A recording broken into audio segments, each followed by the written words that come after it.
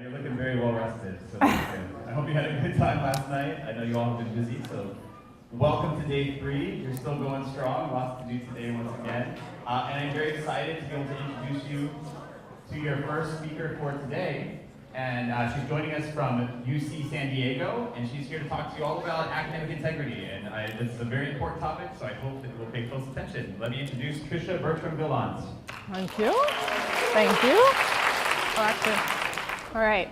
Good morning, everyone. Morning. Oh, that was nice. Thank you. Appreciate that. I am going to talk to you today about academic integrity, and we have some things to give away for people who are brave enough to speak up. So we'll start with that right away. What do we mean by academic integrity? What does it mean? Don't cheat, don't plagiarize. Okay, don't cheat, don't plagiarize. Can we have some positive descriptions of academic integrity?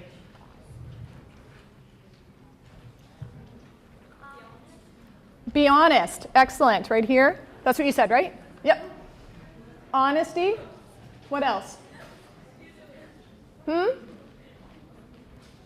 Other values like honesty. What else does it mean? How would you describe it to a younger sibling? Yep. Yep. Be original. Be what? Sorry? Original. Original. Yeah. Great. So that's a huge difference between, a lot of times between high school and university, is you have to move beyond memorizing and onto original thinking. We'll talk a little bit more about that. What else? Yeah?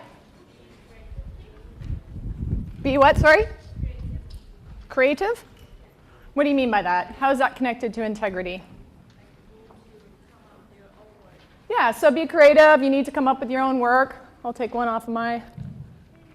I can't throw with my left hand. Okay, I can't throw with my right either, if I'm going to be honest with you. Okay, what else? Anything else? Yeah? Hard work. Hard work, yeah.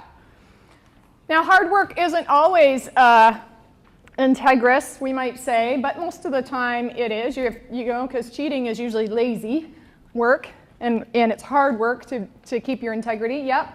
Any other values? We had honesty. Any other descriptors like that? Always be polite to the professors. Always be polite to the professors, she said. I'll give you a slap band, but I don't know that that's necessary. No, I'm kidding. Another way of saying that is be respectful, right? So being respectful is always a good thing. And that manifest, you know, that we make that come to be in a variety of different ways we're going to talk about. Anything else? You guys are much quieter than the other group. We should start a competition up. Any other ideas? Yeah?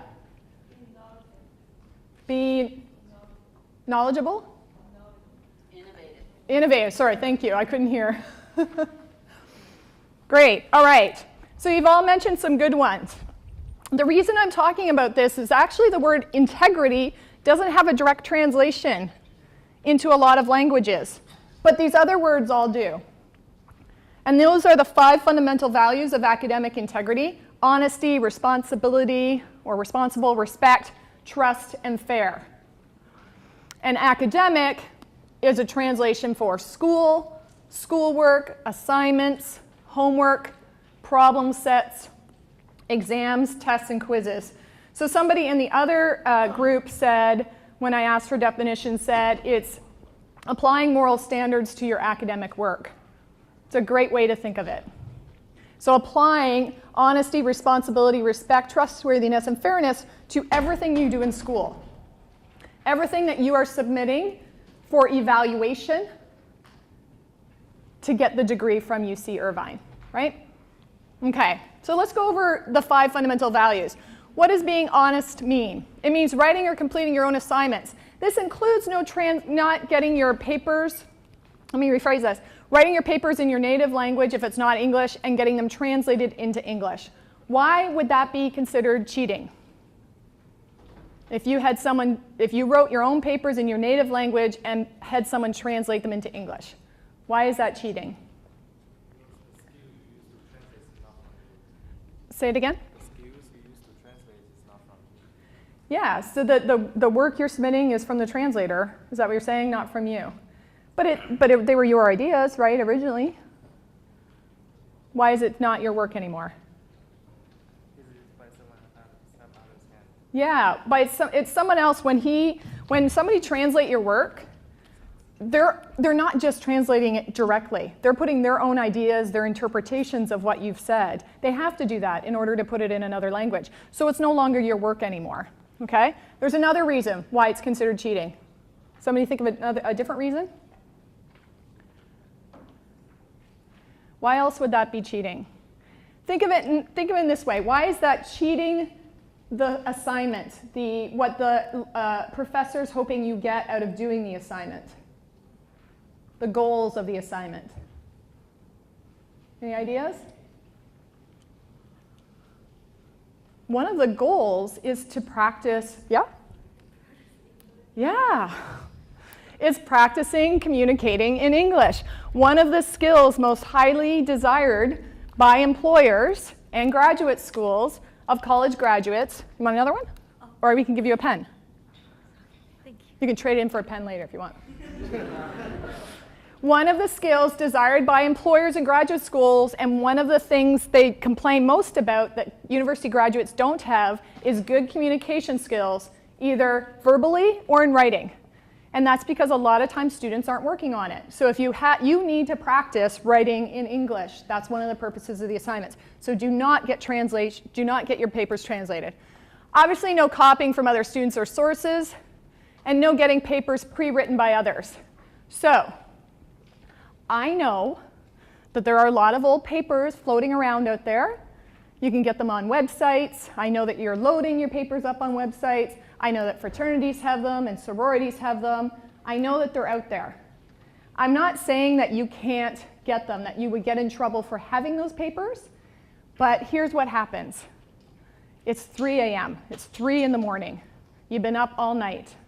You're tired, you're stressed, you're pressured. You've got this stupid paper due in 3 hours, and you're a chemistry major. Who cares about this American history class? I'm Canadian, I don't care about American history. Why do I have to write this paper? And so you've got these sample papers right beside you, and all of a sudden you just start copying from them. We make bad decisions, in other words, when we're tired and stressed. And so don't have them there when you're working on your own paper. You're bound to copy from them, okay? And then that would be cheating. So I just warn against it. And obviously being honest means telling the truth at all times. How many of you know what a white lie is? Anybody?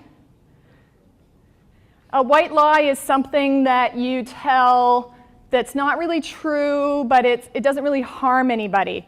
So you ask me if I want to go out tonight. Ask me if I'd like to go out tonight. You'd like to go out tonight? No, I'm busy. I'm really not busy, but I don't want to go out with him. So I've told a white lie, right? Yeah. We do it a lot. I'm sure no matter what country you're from, you've probably done that. So we're in a really bad habit. I didn't realize how much I told white lies until I got the word integrity in my job title. And then I started to think, oh my gosh, I feel kind of bad. So I've started telling the truth. Yeah, I don't really tell white lies anymore. I was like, yeah, no, you know what? Thank you very much. I'm flattered, but I do not want to go out tonight. Oh, that's a good thing. So we get in this habit of telling white lies socially, and then we start telling them in work or school situations, and then that gets us into big trouble. So if you're behind on an assignment and you can't submit it when it's due, don't say to the professor, I was in a really bad car accident, and so I can't submit the paper. Just tell them you messed up, you need more time, can you submit it late and take a penalty on the grade, okay? So just make sure you do that. It's so much better, to be honest, than be called a cheater or a liar. I don't want to be called a cheater or a liar, and I'm sure you don't either. Be respectful, we said that. So although you have to be original, you are going to be building on what other people have said and thought about a particular topic. So when you use what they've said or thought about a particular topic in your paper, you cite it, right? It's not complicated. You might just say something like, Wikipedia.com says that. Don't use Wikipedia. Don't actually use it. Wikipedia is not considered a good reference at the university level, okay? But if you do use it, don't hide the fact that you've used it. Cite it.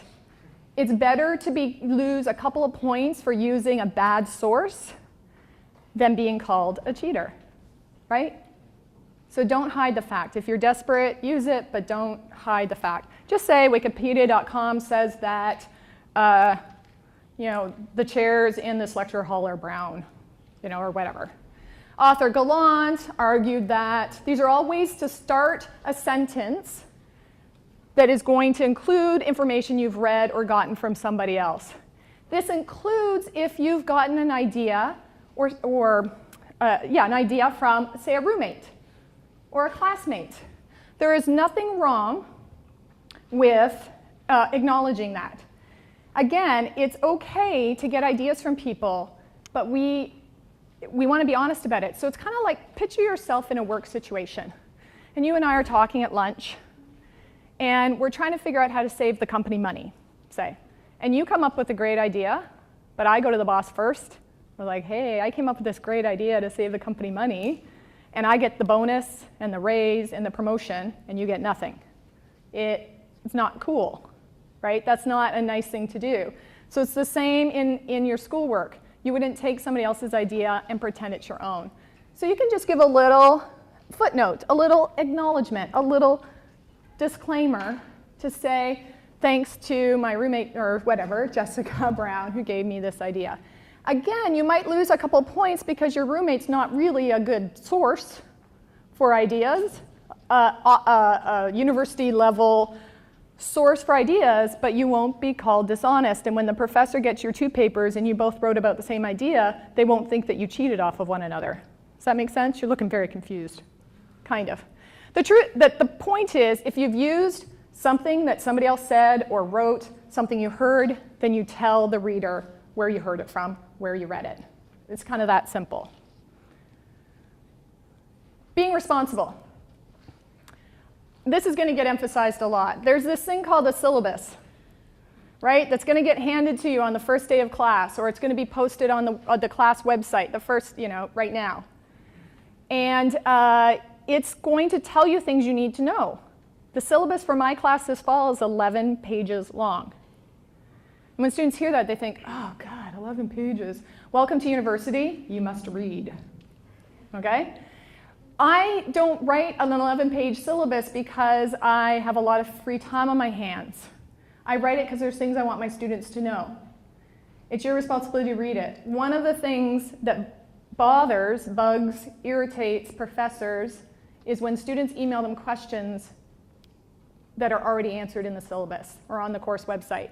So it's your responsibility to read that stuff and know that other information. You're responsible for managing your time. You're not with mom and dad anymore who are going to tell you to do your homework, do it now, right?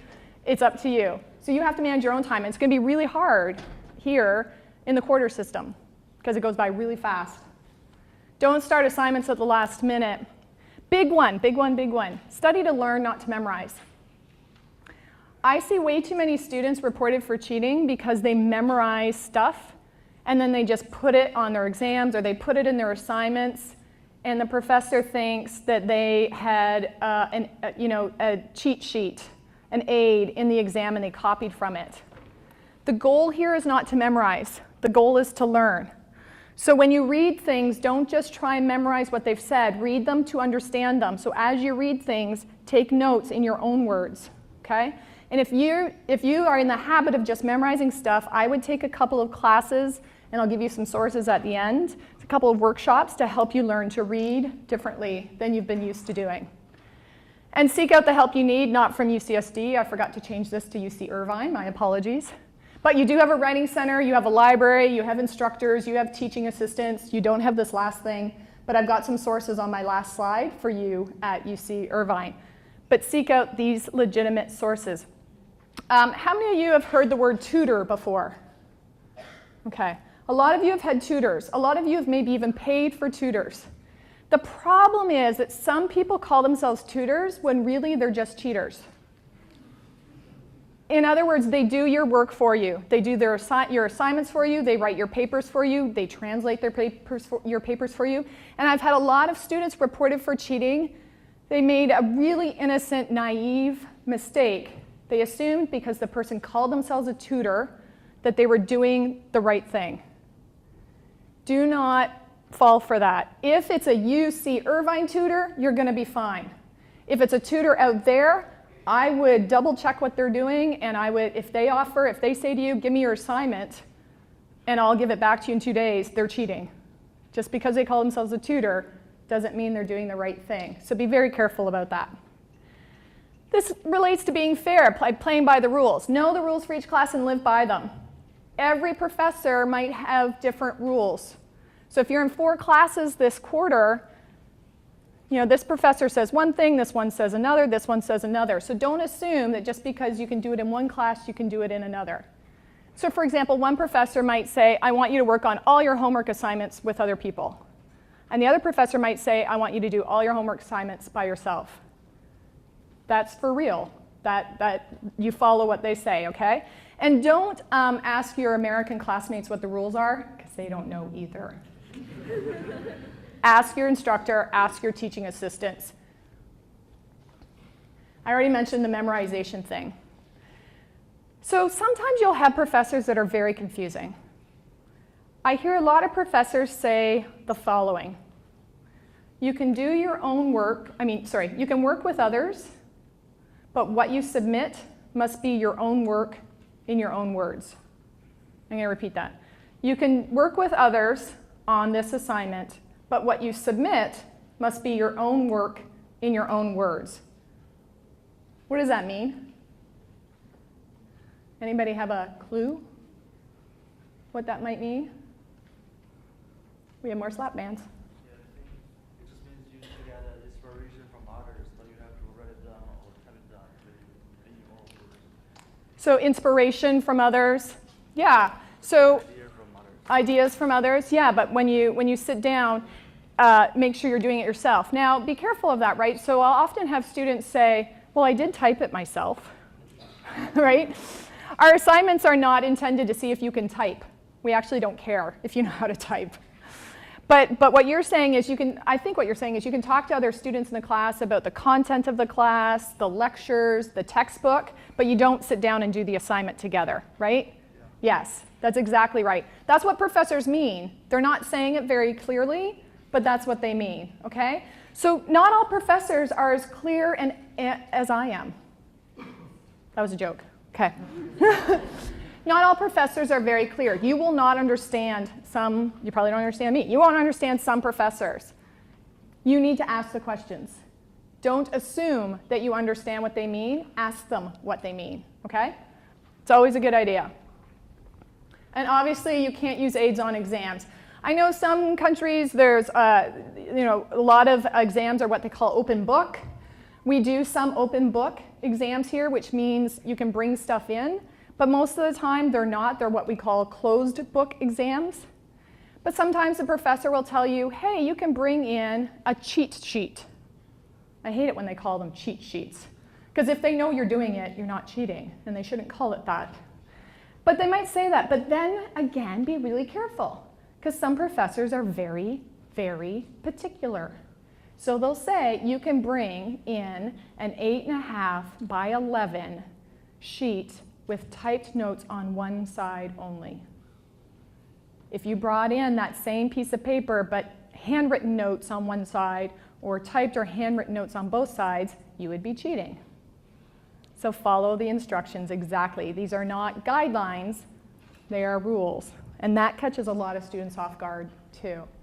Be trustworthy. So working on assignments as instructed. Don't use sources that aren't allowed. I have a lot of students who are told, so too many students go to Wikipedia, it's not a good resource. We have some faculty that are trying to get students out of the habit of going to Wikipedia, so they say, you may not use Wikipedia. And so the students do anyways, and then they hide the fact that they did. That's not good, don't do that. And submitting your own work we talked about. Okay, You all have true false cards, well, not you all, but in groups. And I want you to talk about this in a group. Don't hold up your card until I do the countdown. But I want you to determine with your friends, your people you're sitting beside, whether these statements are true or false, and I'll give a countdown, and when I get to 1, you can hold up the card. So is this true or false? I'm testing to see whether nope, don't hold it up until I count down. When I say the word 1, you can hold up the card. Ready? True or false? I haven't said the word 1 yet. Don't hold up the card until I say the word 1. I can write my papers and/or assignments in my native language and then have someone else translate them into English for me. 5, 4, 3, 2, 1. False. Exactly right. False. We talked about that. So you were listening. Thank you. Okay, next one. I can use the words, ideas, or writings of others in my own papers as long as I cite my sources. 5, 4, 3, 2, 1. Awesome. That is true. I can work with friends and classmates on homework assignments or lab projects, even if the instructor did not say that I could or that it was a group project. 5, 4, 3, 2, 1. Okay, we have mostly false and a true. True. Why did you say true? It's okay. Why did you say true? Because we share ideas. Yeah. Great. Yeah. And why did somebody say false? She said because we can share ideas. Why did somebody say false? Because your instructor didn't tell you to do so. The instructor didn't tell you to do so. So the real answer is depends. Oh, did you give one to her? It depends. So if the instructor said you may not work with other people on this, then it's pretty clear you can't. But if they didn't say, the best way to figure that out is to what? Ask. So it depends. It could mean that they mean that you can work, you work together and learn and talk about the concepts, but don't do the report together, right? So you have to check on that. True or false? When struggling to begin a paper or report, I can read a friend or classmate's report or lab paper for ideas. 5, 4, 3, 2, 1. Okay, now we have hesitant people over here. 1, I said 1, I said 1, hold it up. False and trues. Okay, why true? Well, if you refer to whatever you refer to, then you have to cite it. Yeah, so she's saying if you refer to it and you cite it, then you're fine. That's true. And why did somebody say false? I saw some false over here. It's not your own idea. It's not your own idea. Well, again, it depends. I didn't give you a depends card. So yeah, if you use it and you cite it, it's fine. But if you just copy from the whole thing, then that's cheating, right?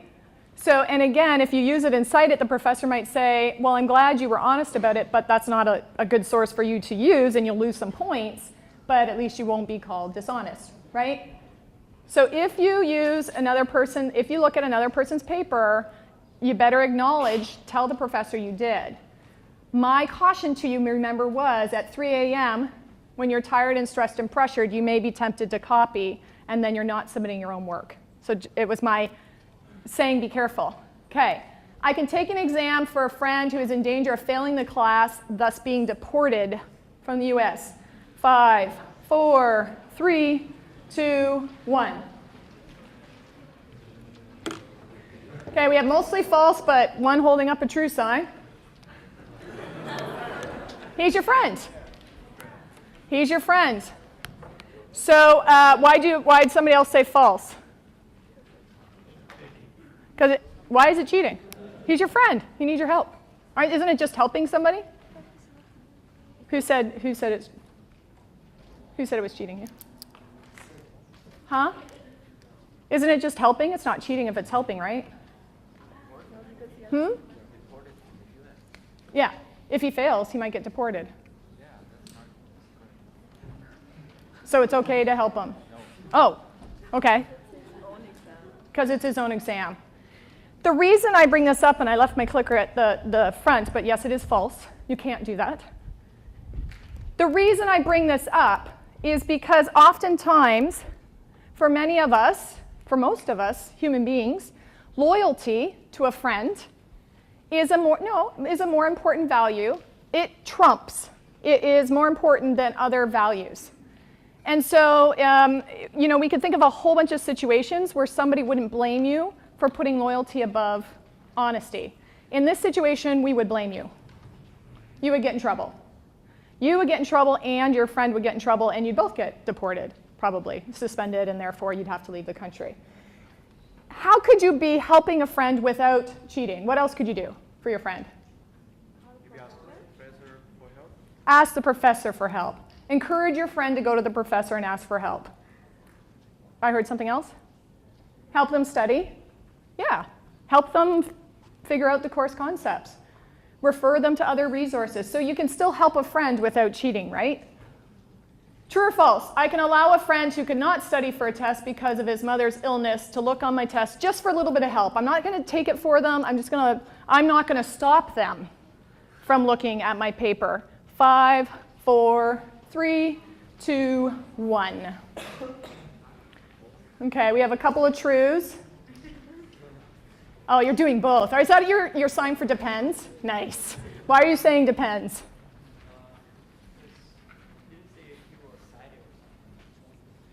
Well, you don't really cite in exams. Hey, thanks to my neighbor for giving me the answer to this question. I'm glad you raised that, because that's a really good point. You can do that for papers, but you're not supposed to do it on exams, because exams, you're not supposed to be getting any help. So the answer is no, of course, false. And I bring this up because sometimes we think, I didn't let them cheat. It's not my fault they cheated off me. I didn't stop them, but I didn't actively let them. It's still your fault if you let them. You got to cover up your own exam. Again, you can be loyal to the friend and help them out by encouraging them to get help, to reach out to the professor. I can copy parts or all of a computer program from a friend, former student, or website for use in one of my own assignments. True or false? 5, 4, 3, 2, 1. I almost fell. True? Okay, you're the only true. What do you say? Cite. You could cite it. Yeah? Why did you say false? Copy. It's copying. So, oops. I would say false in this case. It's true you wouldn't be called dishonest if you cited it. So that is true. But usually computer programming assignments, it's less about copying what other people have done. Unless the professor tells you, hey, go to this site and use part of their code and build on it or change it, then it's okay because it's honest, right? They know you're doing it. They've asked you to do it. But if you're going to the site, again, if you at least cite it, you won't be called dishonest. But you might lose a couple of points. Grades, yeah. Okay, you've got your graded exam back. You've taken an exam, you got it back, it's been graded, and you see one of your answers that got marked wrong, and you're thinking, no, oh my God, I meant to say this, and I gave an incomplete answer. I'm just going to write on the exam to show and give it back to the professor to show them that I knew the answer all along. It was just a mistake in the moment. You can do this true, or you can't do this false. 5, 4, 3, 2, 1. False. Yeah. That is true that it's false. And a reason I mention this one is we do have some dishonest people who really do change an answer and hand it back and try and pretend that it was right all along. That's obviously cheating. But I have, again, some very naive, very well-meaning students who really just want to demonstrate to the professor that they're smarter than the exam score makes it seem. And so they innocently, say that, change the answer and then give it back to professor just to say, see, I know what I'm doing. But the professor thinks you want it regraded and that you're saying you had it right all along, and it's a misunderstanding. So never write on your exams and then give them back to your professor. Okay? If you want to talk to a professor about a certain answer, then you go see them during their office hours with the exam in hand, but you don't write on it first. Don't change anything about an exam that's already been graded, okay? Okay, so that's a lot to know. So how do you make decisions? It's in the moment, you're trying to get something done. My students who've been reported for cheating tell me that there's 4 good ways to not make a bad decision in the moment. The first one is, picture the professor standing right here at all times. You're in your room doing your homework, professor's here. You're in the library, the professor's there. It's kind of creepy. But the point is, if you picture the professor there and you're doing something that you wouldn't want them to know you're doing, like copying from somebody else's assignment, you're going to stop. Be like, oh God, I would not do this if they were here. So you would stop, right? So it's just a trick, to remind yourself that what you're doing has to be something that you would do in front of the professor in the class. Know the rules. We already talked about this. I can't say it enough. So many students say, I just didn't know the rules. It's your responsibility. Ask questions. I know a lot of you are shy. I know a lot of you do not maybe feel like you can ask questions of people in authority, but you need to do it, okay? You need to get over shyness. You need to ask questions. So you can do it by email or you can do it in person, but ask the questions. And when you're tired, stressed, or pressured, just think to yourself, because I have a lot of students, again, they're good people, but they're tired and they're stressed and their parents are really depending on them to do well here. Their parents are so proud that their child made it into the University of California. They're so excited. They're telling all their friends that you're going to be a doctor, you're going to be an engineer, you're going to be a whatever. And it's a lot of pressure. And so a lot of times students think my parents would rather me take this shortcut, do it this way as long as it means I get an A. They would rather me do that than to tell them I got a B. I don't think that's true for the majority of your parents. I think they would be more ashamed if you got caught and reported for cheating than if you get a B, right? So remember that. What would make you most proud of you and what would make your parents most proud of you? And then I know there's some of you sitting in here that are saying, I'm an honest person. I don't have to listen to her. She's saying I'm going to cheat. I'm not going to cheat. I'm a good person. That's a mistake. 95% of the students I see reported for cheating are good people who just made a bad decision. We're all capable of it. I have made plenty in my life, and I'm sure I will make plenty more. So the worst thing you can do to yourself is to assume that this doesn't apply to you because you're a good person. And if you haven't been listening this whole time, I hope you start listening now. Good people make bad decisions. So students reported for cheating say, I wish I had known the consequences. I just didn't think you would take it this seriously, because in high schools around the world, people have largely ignored cheating. They have let you plagiarize without doing anything about it. They have let you copy homework without doing anything about it. Once in a while, they may give you a 0 on the assignment, but you don't get punished for it. And that's different now in university. We expect you to do better. And just like once you're a doctor or an engineer or a lawyer or whatever, we expect you to do better. So the consequences are pretty severe. You can get suspended from the University of California for cheating. And what happens if an international student gets suspended? They go back home. You can't stay here because you're not fulfilling the terms of your visa, right? So this is serious. This is serious for all students, but it's really serious for international students. So just be aware that there are consequences. It's not the same as it was in high school. Even good people make bad decisions. I said that already. And then we have some students that just say, but I didn't know. I didn't know. It's your responsibility to know, right? Read the syllabus, ask questions. So now I have 6 keys for your success here at UC Irvine. And I'm going to go over each of them. The first one is find what I'm calling a cultural guide, someone who can help you figure out this place. Not just UC Irvine, but America. I'm from Canada, and I still had culture shock. Culture shock, you know what that is? They've told you about that? When I came to San Diego. And people said, oh, but you're from Canada. You're no different than us. Biggest insult you can say to a Canadian, by the way. Tell them they're not different than Americans. Don't do it if you meet a Canadian. It's different here. Things are done differently. You've got to figure it out. You need someone to help you figure it out.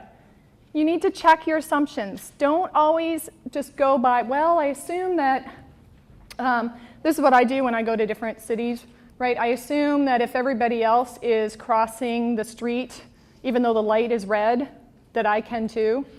And then the cop pulls up and gives me a ticket for what we call jaywalking, right?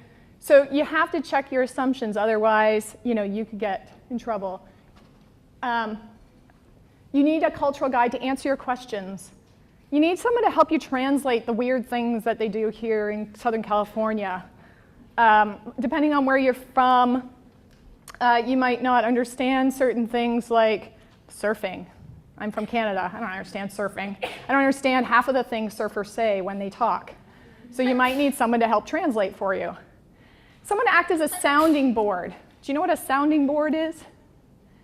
It's someone you can bounce, you can say ideas to. It's like, can we talk? I have this situation and I'm thinking about doing A, B, or C. What do you think? And then you say, ooh, well, A could, you might want to not do A because of this. So it's someone who we call it bounce your ideas off of.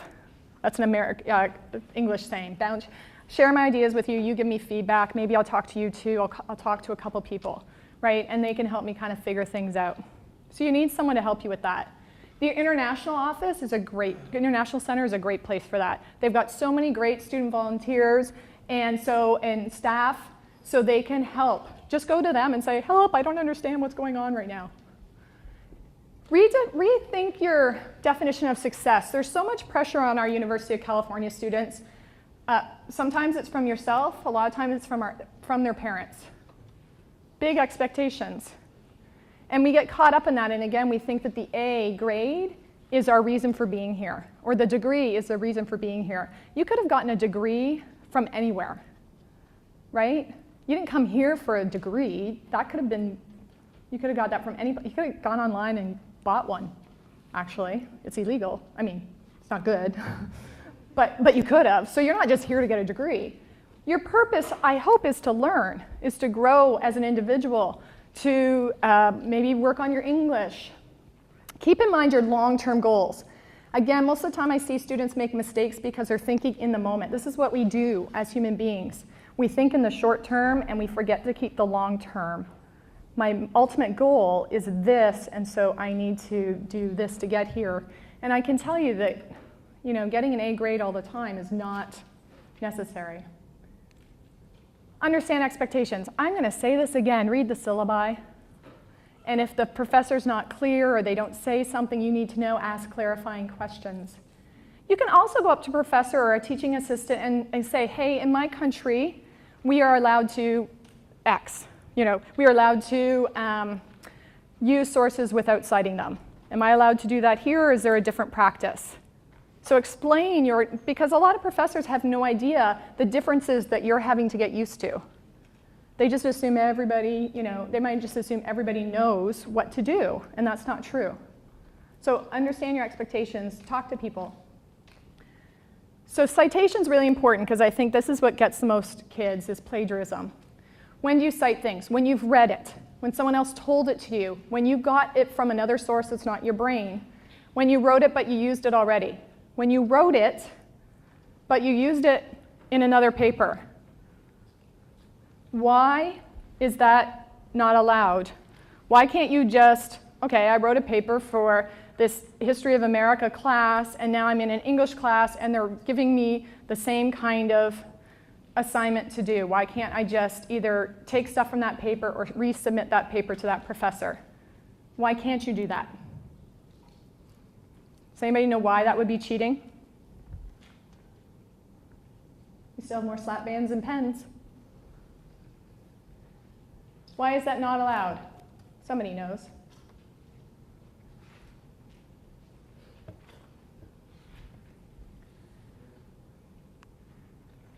Idea over here?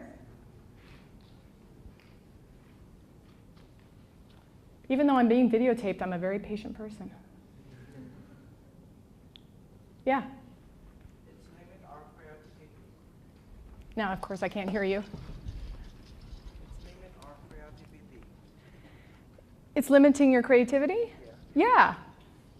Yeah, it's actually not pushing yourself. So every assignment that you're given at UC Irvine is a chance to challenge yourself and work on your skills and develop your knowledge, right? So it's not only working on the content knowledge, but your skills, writing in English, right? One of the skills most highly valued by graduate schools and employers that they complain that university grads don't have is the ability to communicate in writing or verbally. And so you need to work on that while you're here. So what you need to do if a professor gives you an assignment that's similar to one you've already done is you need to go talk to them. You need to say, hi, I've already written a paper on this topic. What would you like me to do? Should I build on that paper? Do you want to give me a new assignment? And let the professor choose how to handle that, all right? So I can't get into the details and the techniques of citation, but generally speaking, if you use something from somebody else, you need to tell the reader. And you tell the reader by telling them the author of what you read, the year it was published, the title of the piece, and if you're using direct words, you're copying exact words, you need to give quotation marks around it and a page number, right?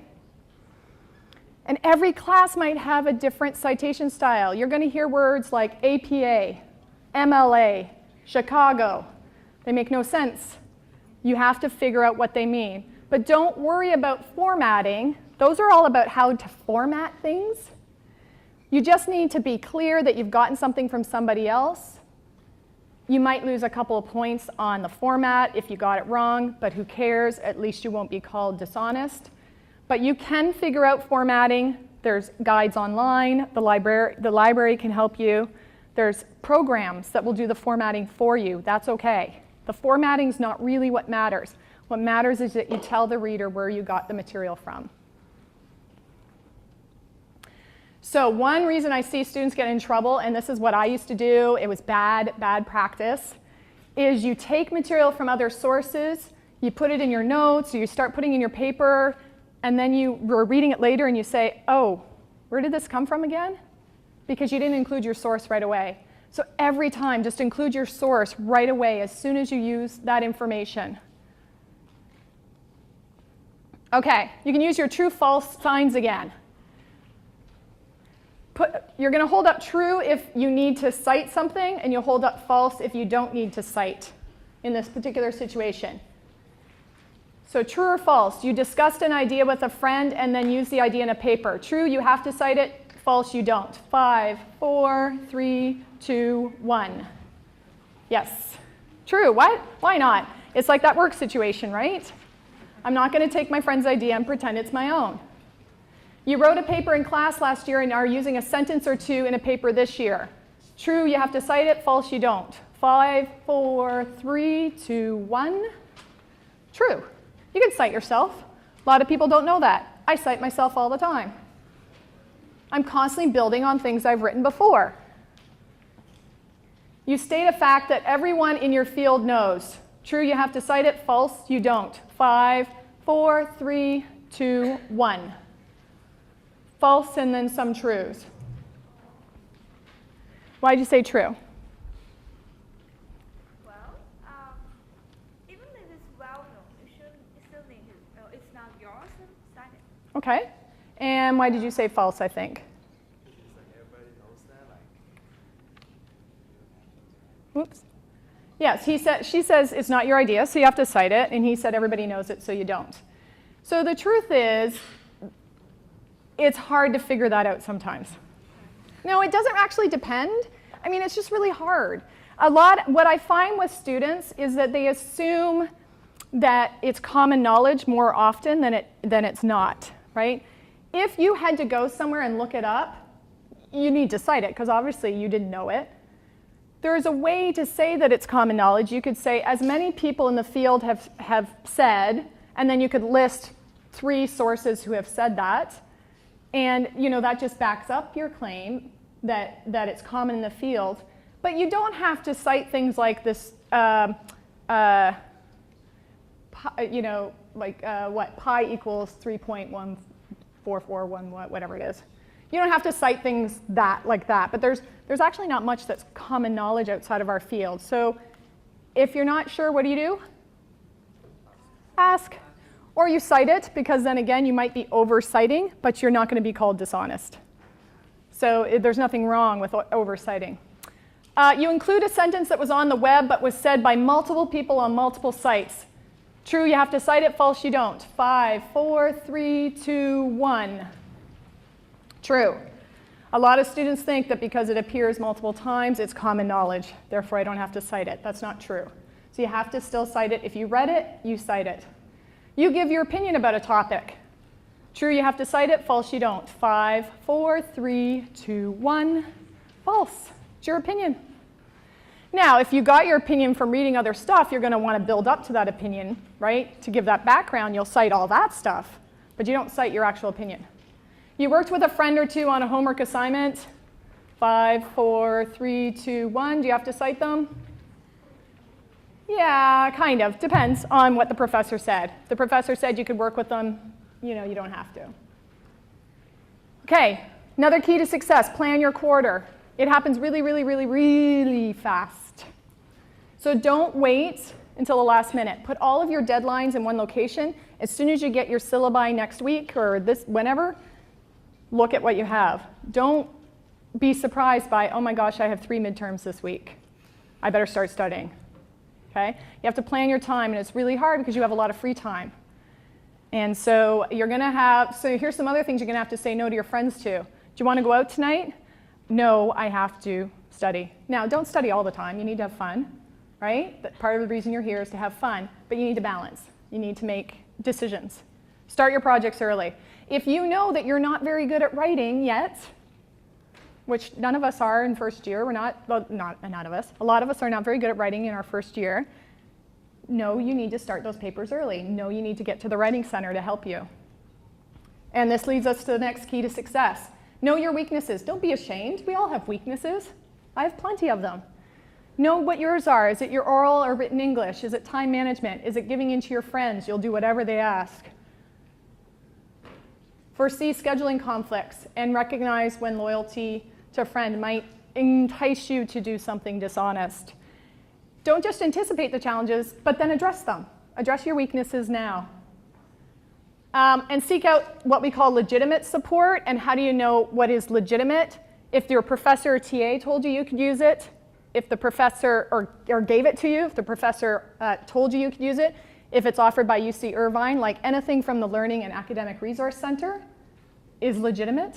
You can go use that. You can get tutors from there. You can get help from there. Anything else outside of UC Irvine, I've already said this, could not be legitimate. I'm not saying they're not, but you'd be careful and just double check. UC Irvine offers you lots of help. Oh, you can always ask the International Center people for advice, okay? They're your go-to people. So an ending to this is just to remember your integrity is more important than your grades. You can easily get over a bad grade, but you can't get over, it's harder to get over someone saying that you cheated. It's really hard to get over that. So bad grade, you'll forget about it. So for more information, look up the academic honesty policy. Just type academic honesty policy in the UCI web search engine and you'll find it. The International Center has lots of stuff to help you, including English development classes. Talk to your professors and TAs. And I've created a tiny URL for you, citing at UCSD. It's not just citing at UCSD, it's a tutorial on how to cite. So if you're not sure, you might want to take that. It could really help you out. So citing at UCSD. And that's all that I have. Thank you very much.